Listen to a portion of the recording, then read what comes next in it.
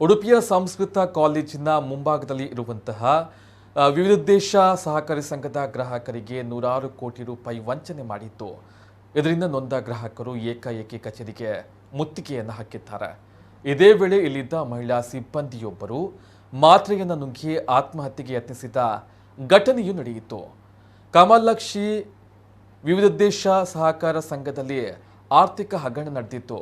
Bank ಮುಖ್ಯಸ್ಥ B V Lakshminarayana ನಾಪತ್ತೆಯಾಗಿದ್ದಾರೆ. June ತಿಂಗಳಿನಿಂದ ಸಂಘ ಗ್ರಾಹಕರಿಗೆ ಯಾವುದೇ ಬಡ್ಡಿಯನ್ನು ನೀಡ್ತಾ ಇರಲಿಲ್ಲ. ಇದರಿಂದ ಗ್ರಾಹಕರು ನೊಂದಿದ್ರು.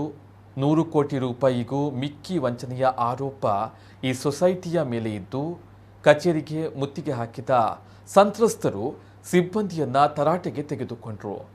ಗ್ರಾಹಕರ ಒತ್ತಡದಿಂದ ಮಹಿಳಾ ಸಿಬ್ಬಂದಿಯೊಬ್ಬರು 7-8 ಮಾತ್ರೆಗಳನ್ನು ನುಂಗಿ ಆತ್ಮಹತ್ಯೆಗೆ ಯತ್ನಿಸಿದ್ದು, ಮಾತ್ರೆ ನುಂಗುವುದನ್ನು ಸಂತ್ರಸ್ತರು ತಪ್ಪಿಸಿದ್ದಾರೆ. ಸ್ಥಳಕ್ಕೆ ಆಗಮಿಸಿದ ಉಡುಪಿ ನಗರ ಠಾಣಾ ಪೊಲೀಸರು ಸಂಘದ ವಿರುದ್ಧ ದೂರನ್ನು ನೀಡುವಂತೆ ಸಂತ್ರಸ್ತರನ್ನ ಠಾಣೆಗೆ ಕರೆದುಕೊಂಡು ಹೋಗಿದ್ದಾರೆ. ಇನ್ನು ವಿವಿಧ ಸೊಸೈಟಿ ಮತ್ತು ಗ್ರಾಹಕರಿಂದ 100 ಕೋಟಿ ರೂಪಾಯಿಗೂ ಅಧಿಕ ಠೇವಣಿ ಸಂಗ್ರಹಿಸಿ ವಂಚನೆ ಮಾಡಿರುವ ಆರೋಪವನ್ನ ಕಮಲಾಕ್ಷಿ ವಿವಿಧೋದ್ದೇಶ ಸಹಕಾರಿ ಸಂಘ ಎದುರಿಸ್ತಾ ಇದ್ದು, ಠೇವಣಿ ಹಣವನ್ನು ಹಲವು ಕಡೆ ಹೂಡಿಕೆ ಮಾಡಿ ನಷ್ಟದಲ್ಲಿ ಇದೆ ಎನ್ನಲಾಗಿದೆ.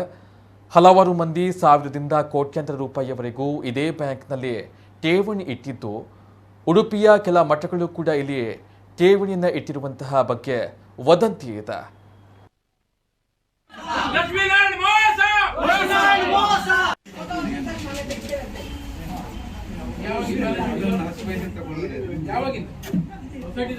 ಸೊಸೈಟಿ 3 ವರ್ಷ ಮಾಡಲೇ ಇಲ್ಲ.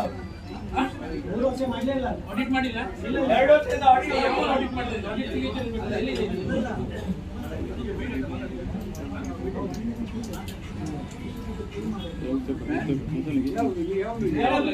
ಇಲ್ಲ ಮೇಡಮ್ಗೆ ನಾವು ಮೊದಲೇ ಹೇಳಿದ್ದೆವು.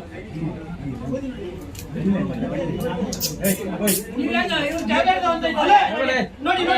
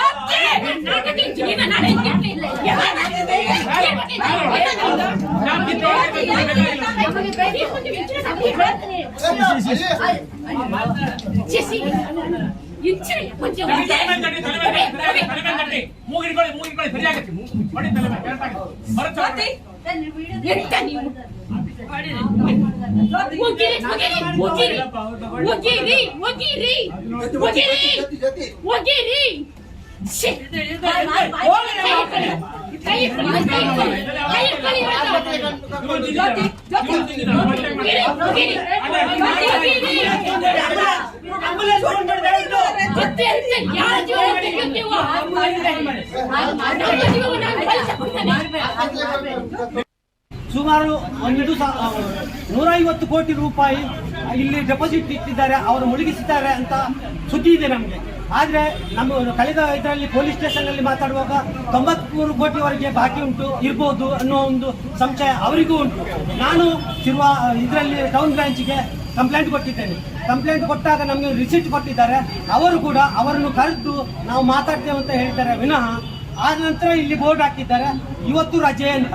ಆ ಇವತ್ತು ರಜೆ ಅಂತ ಬೋರ್ಡ್ ಹಾಕಿದ್ದು ಇನ್ನು ಮುಂದೆ ಯಾವಾಗಲೂ ರಜೆ ಅಂತ ಹಾಗೇನೆ ಇದ್ದು ಇಲ್ಲಿ ಯಾರು ಬರ್ತಾರೆ ಅಂತ ನಮ್ಗೆ ಗೊತ್ತಿಲ್ಲ.